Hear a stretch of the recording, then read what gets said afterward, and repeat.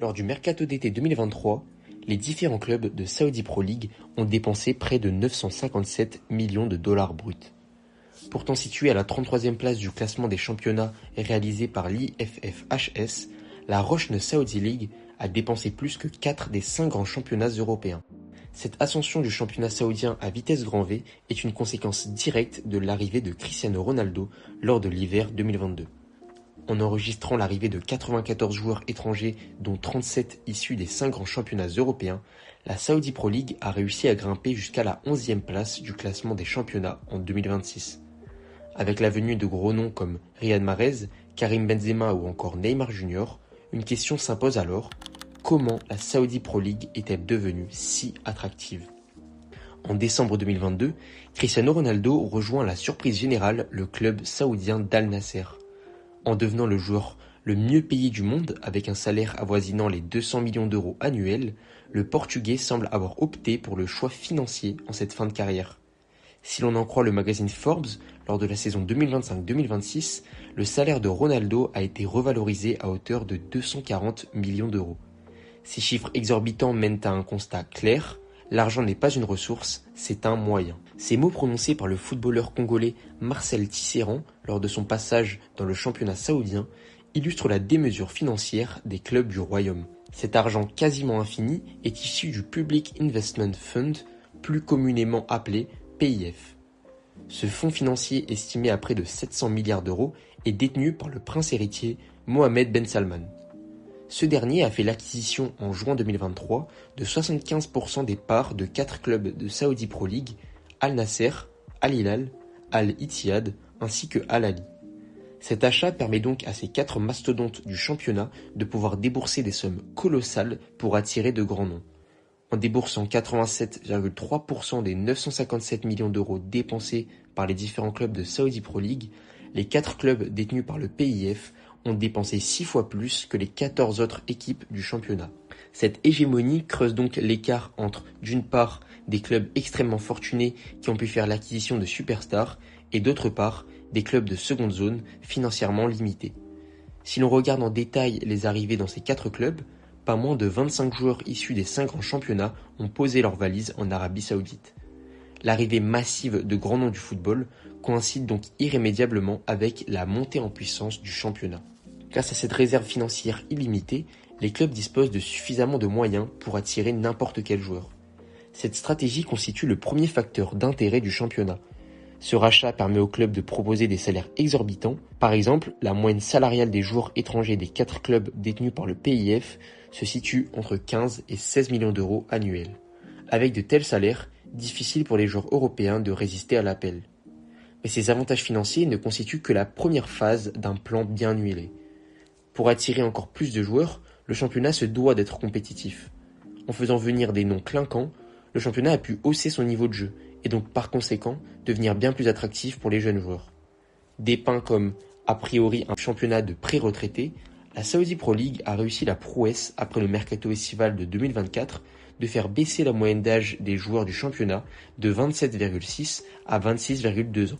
Cette dynamique de rajeunissement des effectifs illustre la volonté saoudienne de créer un championnat compétitif et durable.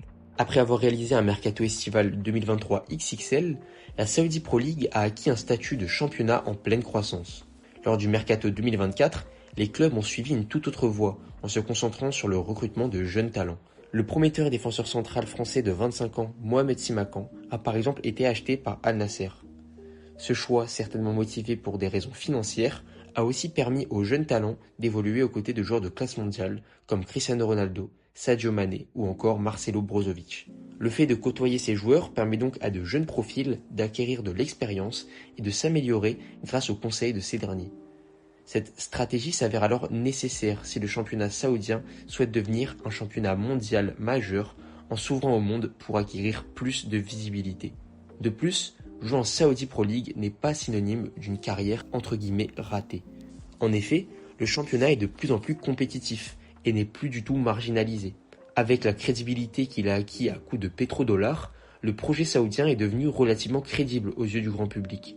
Cela se ressent alors que certains joueurs continuent d'être appelés en sélection nationale malgré leur arrivée en Saudi Pro League.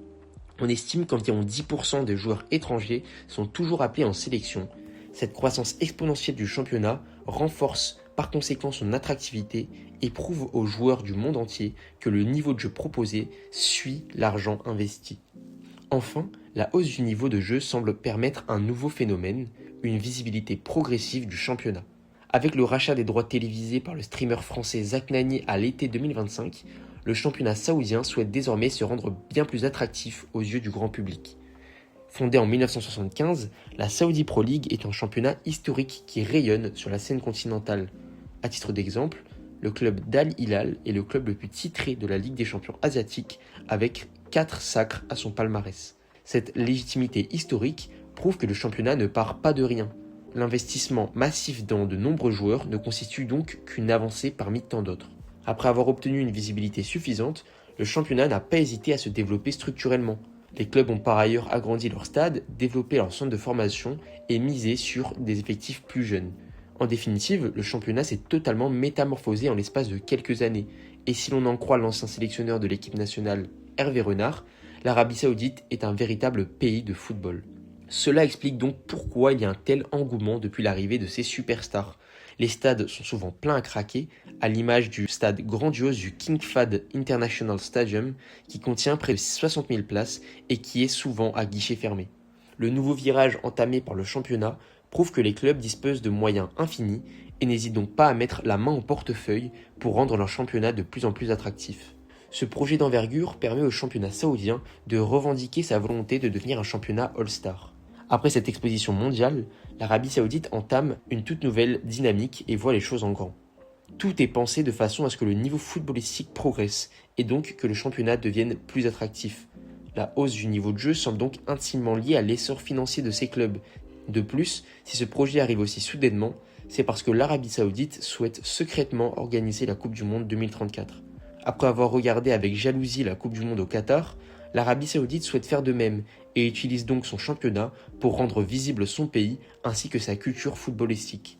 Pour conclure, l'Arabie Saoudite base toute sa stratégie sur un cercle vertueux.